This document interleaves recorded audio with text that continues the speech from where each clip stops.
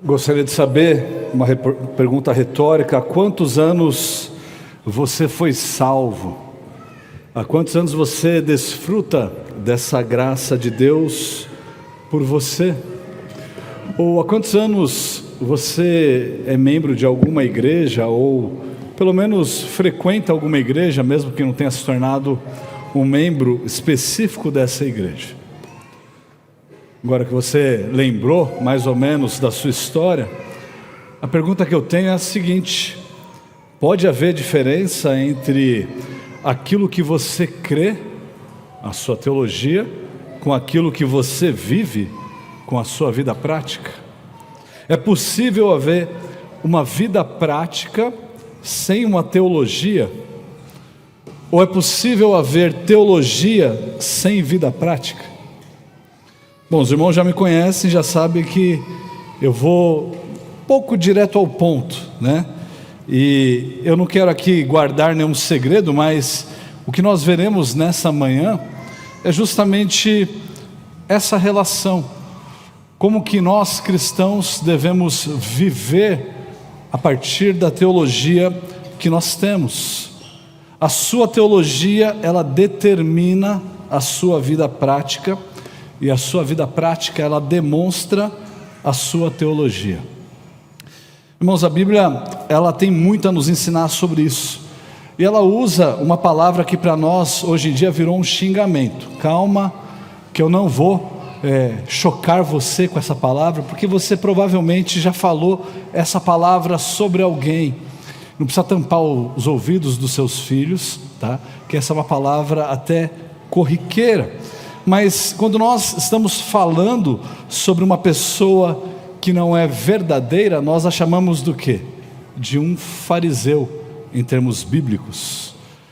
Agora, todos nós sabemos o que é o significado de fariseu.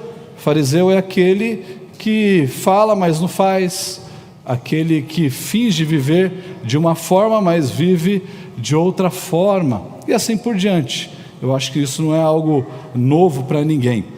Mas todos nós sabemos o que é o significado dessa palavra no contexto bíblico. E muitas vezes nós somente imaginamos que essa palavra diz respeito a outra pessoa e nunca a nós mesmos. E o que nós vamos ver, na verdade, é um texto que o Senhor Jesus Cristo fala contra essas pessoas e chama a nossa atenção para isso. Abra lá comigo em Mateus capítulo 23, Mateus 23.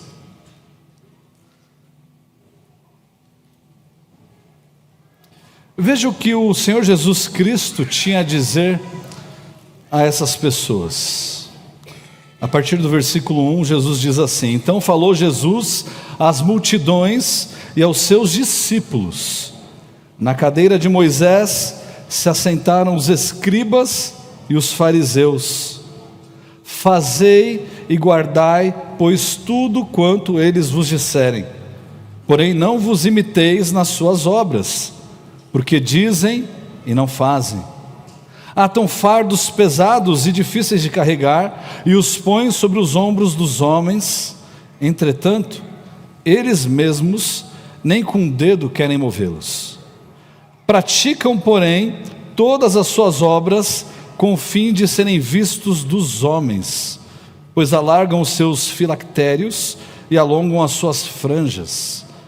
Amam o primeiro lugar nos banquetes e as primeiras cadeiras nas sinagogas. Palavras duras. Mas veja que nem todas as palavras de Jesus contra os fariseus foram palavras duras. Preste atenção no versículo 3 mais uma vez. Olha o que Jesus diz: fazei e guardai, pois tudo quanto eles vos disserem. Havia alguma coisa boa, mas Jesus diz: não imiteis as suas obras, porque dizem e não fazem. A versão NVI diz: obedeçam-lhes e façam tudo o que eles lhes dizem, mas não façam o que eles fazem, pois não praticam o que pregam. Isso não significa que Jesus concordava com os fariseus, como a gente vai ver ao longo dessa mensagem nos próximos versículos, mas sim que o zelo que esses fariseus apresentavam era um zelo genuíno. A maneira que eles falavam e aquilo que eles diziam eram de fato coisas boas. O problema se encontra no fato de que eles não praticavam aquilo que eles ensinavam. E obviamente alguns abusos que eles faziam e colocavam sobre o povo. Eles estipulavam leis que não deveriam ser seguidas, até porque a própria lei não dizia aquilo. Então onde eles encontravam uma lei, eles acrescentavam. Ou quando eles encontravam algo que não gostavam, eles tiravam.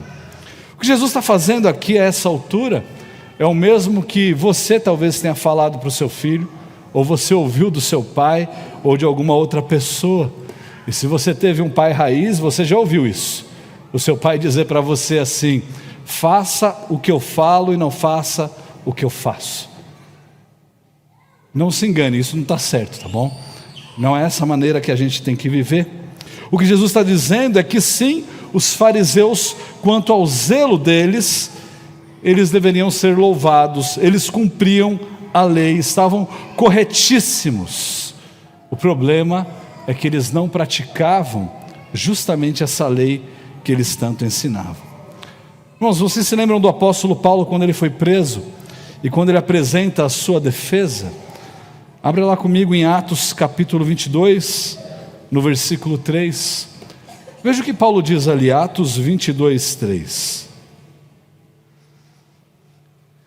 Paulo fala assim: eu sou judeu, nasci em Tarso da Cilícia, mas criei-me nesta cidade, e aqui fui instruído aos pés de ninguém menos do que Gamaliel, segundo a exatidão da lei de nossos antepassados, sendo zeloso para com Deus, assim como todos vós o sois nos dias de hoje.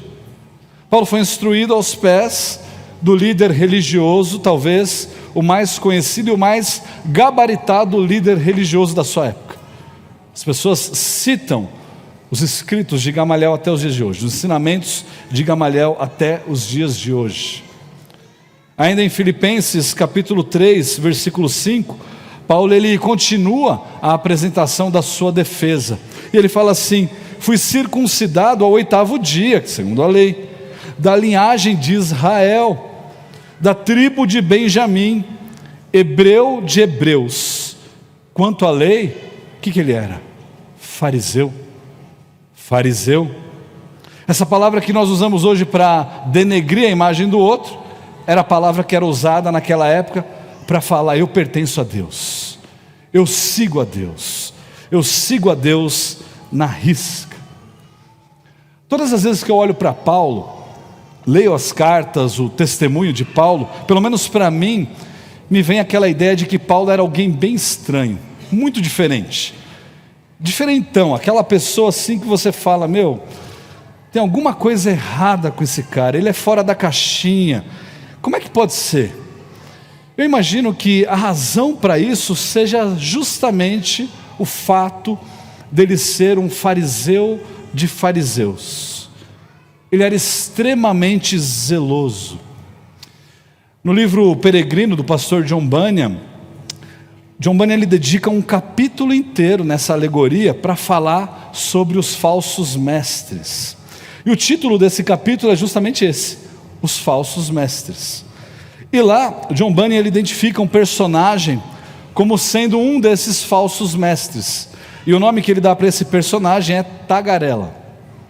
E quando ele fala sobre ele menciona justamente esse texto de Mateus 23, versículo 3, que nós lemos há pouco. Então ele começa a descrever a realidade da vida do Tagarela. Veja o que ele diz sobre o Tagarela. Ele fala de oração, de arrependimento, de fé e do novo nascimento, mas nada sabe se não falar disso. Frequentei a sua família e o observei em casa e na rua, e sei que o que eu digo dele é verdade. Sua casa é tão vazia de religião quanto a clara do ovo é de sabor. Não há ali nem oração, nem sinal de arrependimento do pecado. Sim, o bruto, ao seu modo, serve a Deus bem melhor do que ele. Como cristãos de carteirinha, aliás, você mesmo disse, em voz baixa, nos seus pensamentos, há quanto tempo você frequenta a igreja?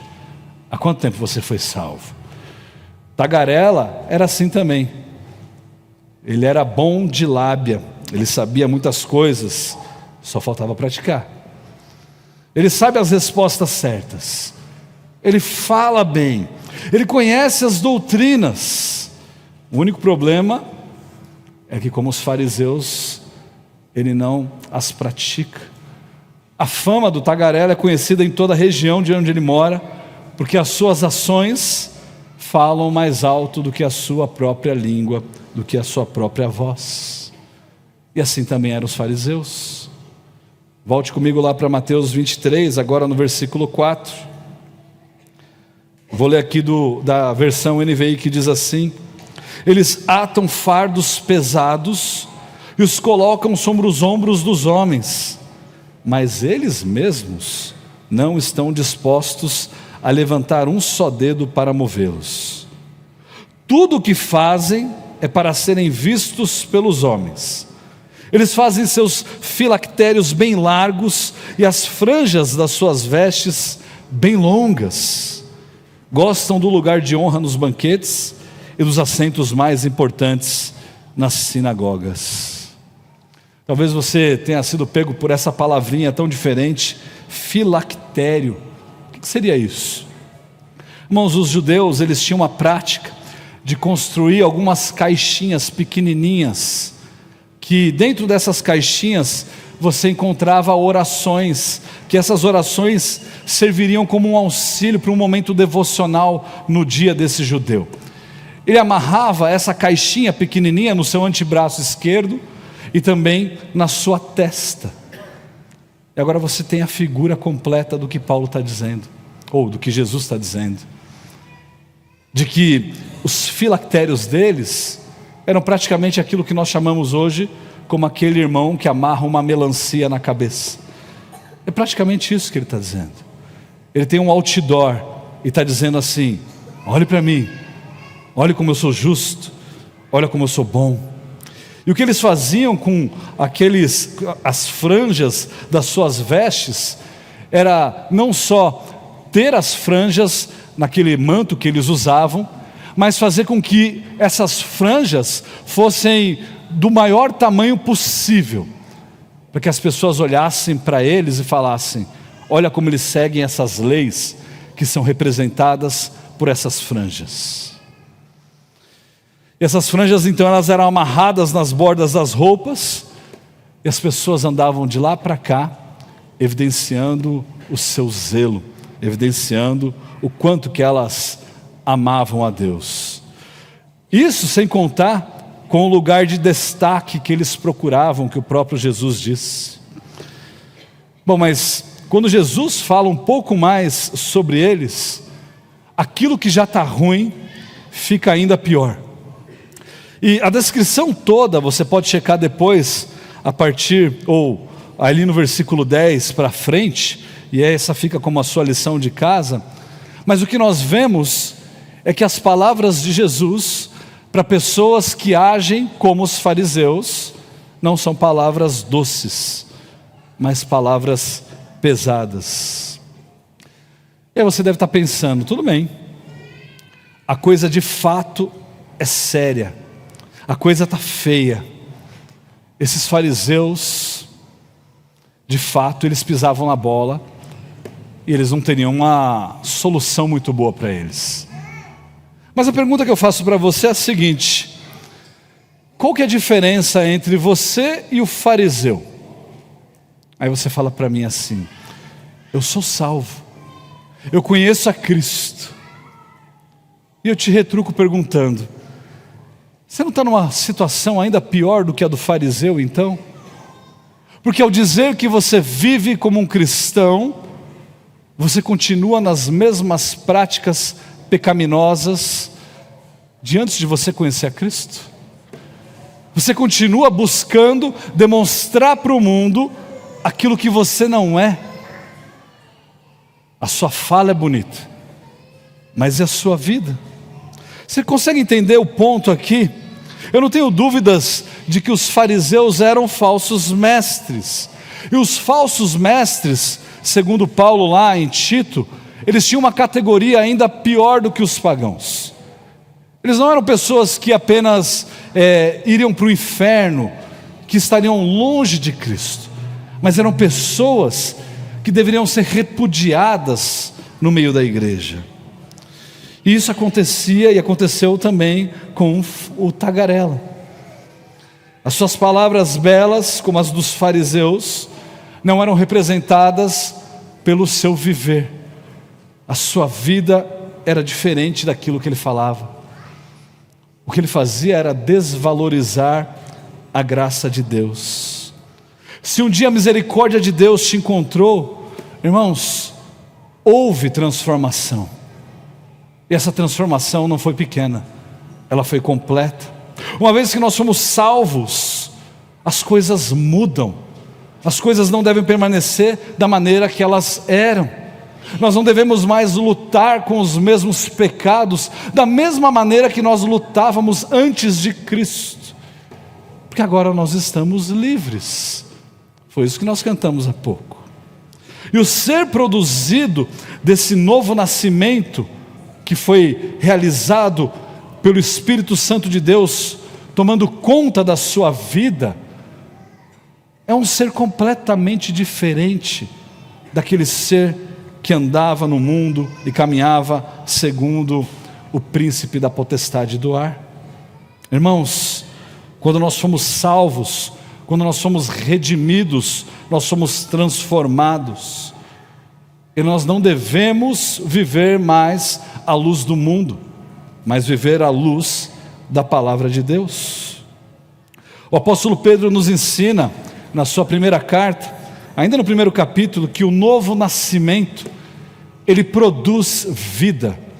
Ele produz 3 elementos essenciais. Ele produz um sincero amor pelos irmãos, ele produz um arrependimento pelo pecado, e ele produz um desejo de crescimento espiritual. Veja comigo lá em 1 Pedro capítulo 1, a partir do versículo 22. 1 Pedro 1, 22.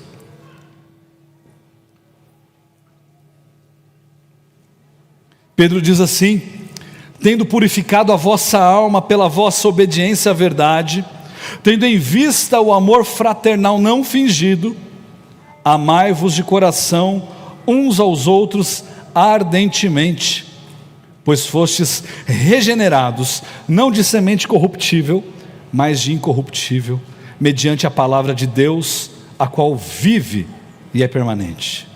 Pois toda a carne é como a erva, e toda a sua glória como a flor da erva. Seca-se a erva e cai a sua flor. A palavra do Senhor, porém, permanece eternamente. Ora, esta é a palavra que vos foi evangelizada. Irmãos, quando nós somos salvos, há uma transformação. Onde havia ódio, há agora amor pelos irmãos, há arrependimento pelos nossos pecados. E quando eu falo em arrependimento, há abandono. Não há remorso, há abandono. Há um desejo constante de crescimento espiritual. Em 1 João 2, de 7 a 11, o apóstolo João, ele nos provoca ainda mais quanto a essa realidade. Ele diz assim, 1 João 2, 7, amados, não vos escrevo mandamento novo, senão o mandamento antigo, o qual desde o princípio tivestes. Esse mandamento antigo é a palavra que ouvistes. Todavia vos escrevo novo mandamento, aquilo que é verdadeiro nele e em vós, porque as trevas vão dissipando e a verdadeira luz já brilha. Aquele que diz estar na luz e odeia a seu irmão, até agora ele está nas trevas. Aquele que diz que ama o seu irmão, mas que odeia, é mentiroso, e permanece em trevas. Aquele que ama seu irmão permanece na luz, e nele não há tropeço nenhum. Aquele, porém, que odeia seu irmão está nas trevas, e anda nas trevas, e não sabe para onde vai, porque as trevas lhe cegaram os olhos. Você ama o seu irmão? Você ama o seu irmão? Em segundo lugar, o novo nascimento, ele produz um arrependimento pelo pecado e constantemente, consequentemente, um abandono desses pecados. 1 Pedro 2,1 diz: despojando-vos, portanto, de toda a maldade e dolo, de hipocrisias, invejas e de toda sorte de maledicências. Irmãos, o cristão genuíno, ele não se contenta em continuar pecando. O pecado na vida de um cristão genuíno não é aquilo que ele sabe que vai fazer constantemente todos os dias, e que ele simplesmente vive como se não houvesse solução para isso. Mas o pecado é aquele inimigo mortal com o qual ele luta todos os dias. E ele não vai para a guerra sabendo que ele vai morrer. Ele vai para a guerra caçando o inimigo para tentar matá-lo. Essas são as palavras de Paulo: fazei morrer ou matar e assassinar todo pecado. Esse é o nosso chamado. As palavras do próprio Deus a Caim são palavras que devem ecoar nos nossos ouvidos todos os dias. Lá em Gênesis, no capítulo 4, no versículo 7, Deus disse assim para Caim, antes que Caim matasse ao seu irmão. Ele falou assim: se procederes bem, não é certo que serás aceito? Se todavia procederes mal, eis que o pecado jaz à porta. O seu desejo será contra ti, mas a ti cumpre dominá-lo. A ti cumpre dominá-lo, e não ser dominado pelo seu pecado. Uma vez que nós somos salvos pelo sangue de Cristo, nós devemos estar no estado de luta contínua, de abandono e de substituição, busca de piedade. Nós já lemos esse texto várias vezes. O apóstolo Paulo argumenta em Efésios capítulo 4, que aquele que mente não deve mais mentir, mas deve falar a verdade. Irmãos, aquele que rouba deve abandonar o roubo, e ele deve começar a trabalhar com as suas próprias mãos, para que ele possa suprir a necessidade daqueles que têm necessidade. É um abandono de pecados, abandono de uma vida corrupta, que nos afasta de Deus, e uma busca pela semelhança de Cristo. Você tem feito isso constantemente? Você tem feito isso diariamente? Esse é o seu objetivo quando você acorda pela manhã? Ou é simplesmente de falar: eu tenho problema nessa área, então tudo bem, Deus entende? Não, Deus não entende. Deus entende o seu pecado. Deus entende que você está indo contra Ele, que você o odeia. Isso não é demonstração de amor a Deus. E por fim, o novo nascimento, ele produz um desejo constante pelo crescimento espiritual. De volta em 1 Pedro 2, agora no versículo 2, Pedro diz assim: desejai ardentemente, como crianças recém-nascidas, o genuíno leite espiritual. Eu creio que todos nós aqui entendemos muito bem o que Pedro está dizendo. Aqueles que têm crianças pequenas sabem exatamente, ou entendem exatamente essa figura que Pedro coloca. Quando o seu bebê quer aquele leite, não tem nada que vai contê-lo a não ser o leite. Ele diz: desejai ardentemente, como crianças recém-nascidas, o genuíno leite espiritual, para que por ele vos seja dado crescimento para a salvação. O salmista coloca isso de uma outra forma no Salmo 42, versículos 1 e 2, um salmo que já virou uma música também. Ele diz: como a corça anseia por águas correntes, A minha alma anseia por ti, ó Deus. A minha alma tem sede de Deus, do Deus vivo. Quando poderei entrar para apresentar-me a Deus? Você tem crescido espiritualmente? Se você fizesse uma análise, uma avaliação de você hoje e de você há 10 anos atrás, há 15 anos atrás, há 5 anos atrás, o que você diria? O que as pessoas ao seu redor diriam sobre você em relação a essa avaliação? Puxa, esse cara aqui, ele agia dessa forma e agora ele está diferente. Mas não é diferente para o mal, ele está melhorando. Ele parece mais com Cristo hoje do que ele parecia com Cristo há 5 anos atrás. Ele parece mais com Cristo hoje do que ele parece quando ele foi salvo. E quando você foi salvo, muito provavelmente você teve aquele primeiro amor. Você saiu falando para todo mundo do amor que você tinha por Deus, pelo conhecimento, pela sede que você tinha de buscar as coisas de Deus. Mas será que houve essa transformação? Será que de fato hoje você está mais próximo da semelhança de Cristo? Está num platô? Ou simplesmente está pior do que quando você começou? Não confunda o que eu estou dizendo aqui com aquela ideia de que você tem mais ou menos conhecimento teológico. Eu não estou falando disso. Eu não perguntei se você fez um seminário, fez um mestrado, quantas vezes você leu a Bíblia desde o momento da sua salvação. Eu estou perguntando aqui se de fato você se parece mais com Cristo na sua vida prática do que simplesmente ter um conhecimento intelectual. Você tem se desenvolvido nessas 3 áreas. Você tem um amor sincero pelos irmãos. Você tem demonstrado arrependimento e abandono dos seus pecados. Você tem um desejo pelo crescimento espiritual. Se não, irmãos, saibam que a sua vida prática, ela já expôs a sua teologia. E pouco importa se você está numa igreja reformada. Isso pouco importa. Porque a sua vida prática já falou qual que é a sua teologia. Naquilo que você crê, é aquilo que você vive. Lembra que eu disse no início dessa mensagem? A sua teologia, ela determina a sua vida prática.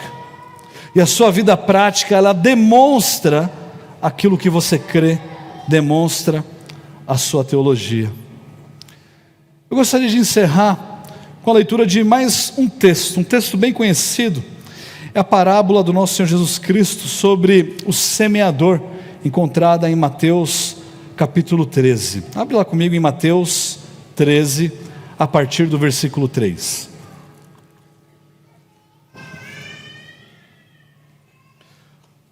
Parábola bem conhecida, que todos nós já ouvimos mensagens e mais mensagens sobre ela. Olha o que Jesus diz a partir do versículo 3. E de muitas coisas lhes falou por parábolas e dizia: eis que o semeador saiu a semear. E ao semear, uma parte caiu à beira do caminho, e vindo as aves, a comeram. Outra parte caiu em solo rochoso, onde a terra era pouca, e logo nasceu, visto não ser profunda a terra. Saindo, porém, o sol a queimou, e porque não tinha raiz, secou-se. Outra caiu entre os espinhos, e os espinhos cresceram e as sufocaram. Outra, enfim, caiu em boa terra e deu fruto, a 100, a 70 e a 30, a 60 e a 30 por 1. Quem tem ouvidos para ouvir, ouça. Agora, preste atenção, a partir do versículo 18, ainda aí em Mateus 13, a explicação que Jesus dá dessa parábola. Veja o que ele diz. Ele fala assim: atendei vós, pois, a parábola do semeador. a todos os que ouvem a palavra do reino e não a compreendem, vem o maligno, arrebata os que lhe foi semeado no coração. Este é o que foi semeado à beira do caminho. O que foi semeado em solo rochoso, esse é o que ouve a palavra e logo a recebe com alegria, mas não tem raiz em si mesmo, sendo antes de pouca duração. Em lhe chegando a angústia ou a perseguição por causa da palavra, logo se escandaliza. Versículo 22. O que foi semeado entre os espinhos é o que ouve a palavra, porém os cuidados do mundo, a fascinação das riquezas sufocam a palavra e fica infrutífera. Agora no versículo 23. Mas o que foi semeado em boa terra é o que ouve a palavra e a compreende. Este frutifica e produz a 100, a 70 e a 30 por 1. De todos os tipos de solo, o único que presta é aquele que no final das contas dá fruto.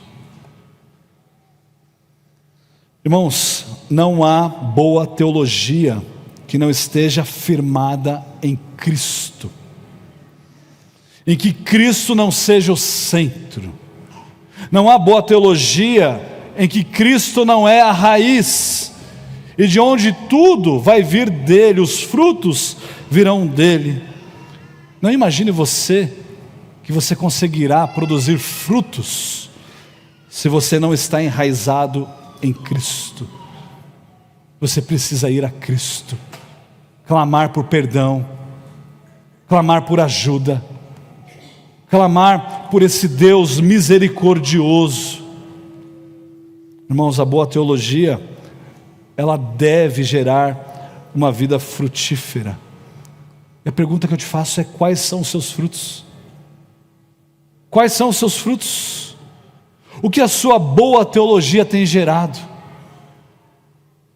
Talvez nada. Talvez afastamento de pessoas de Cristo. O que você tem produzido? Não confunda isso com salvação por obras. Como eu disse, se você está em Cristo, o resultado serão os bons frutos. Fora de Cristo, não há bons frutos. Senhor nosso Deus, nós clamamos a Ti, ó Pai. Tenha misericórdia de nós. Nos faça, ó Deus, fazer um autoexame, avaliar se estamos de fato enraizados em Cristo, se aquilo que buscamos é a semelhança do Teu Filho. Pai, nós pedimos que o Senhor tenha misericórdia mais uma vez, que o Senhor nos perdoe dos nossos pecados, que o Senhor, ó Deus, não nos faça esquecer a nossa boa teologia, mas que o Senhor nos faça praticá-lo, ó Pai, para que possamos amar os nossos irmãos, abandonar os nossos pecados e buscar esse crescimento à semelhança do Teu Filho. É isso que nós pedimos em nome de Cristo. Amém.